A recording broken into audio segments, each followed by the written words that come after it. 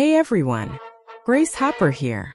Though some folks call me Grandma COBOL, I like to think I did a bit more than just invent that. Let me tell you, it's been quite a journey from tinkering with clocks as a kid to becoming a rear admiral in the Navy and helping usher in the computer age.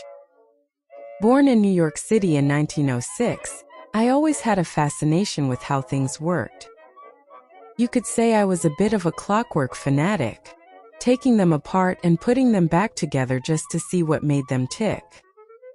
That curiosity followed me to Vassar College, where I double majored in math and physics, and then later Yale, where I got my master's and PhD in mathematics. Teaching at Vassar, life was good, but then came World War II.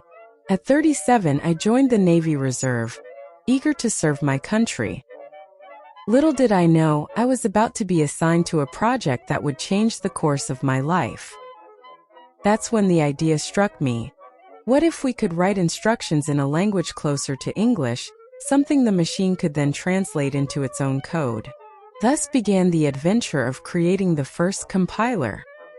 Our team's phlegmatic language was a stepping stone, but the real game-changer was COBOL, or Common Business-Oriented Language. COBOL allowed programmers to write code that looked more like everyday instructions, making computers accessible to a wider range of people. Now, some folks might scoff and say COBOL's outdated. Well, let me tell you, it's still the backbone of countless business systems around the world. But my true legacy goes beyond COBOL.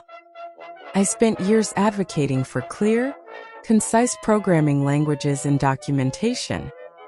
In the Navy, I championed the idea of a standardized computer language for all branches, a vision that's still being realized today. They say behind every successful woman is a great team, and that's definitely true for me. I had the privilege of working with brilliant minds who shared my passion for innovation. But most of all, I had the Navy. The Navy gave me the platform, the resources, and the unwavering support to pursue my ideas and make a difference. So there you have it. From a curious kid to a Navy admiral turned computer pioneer, my life has been an incredible adventure. And let me tell you, even at 85, when I retired, they practically had to pry the keyboard out of my hands. I still had a million ideas buzzing around in my head. The world of computers is ever evolving, and there's always more to learn, more problems to solve. So to all the young innovators out there, keep questioning, keep creating, and never stop chasing your dreams.